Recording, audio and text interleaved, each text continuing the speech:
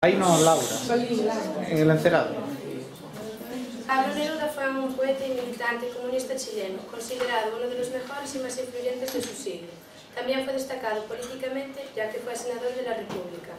Su obra más importante es 20 poemas de amor y una canción desesperada. Me gusta cuando callas, porque estás como ausente, y me oyes desde lejos, y mi voz no te toca.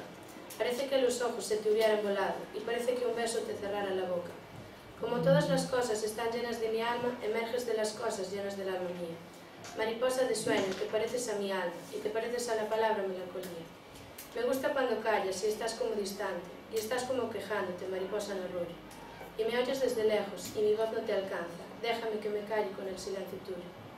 Déjame que te hable también con tu silencio, claro como una lámpara, simple como un anillo.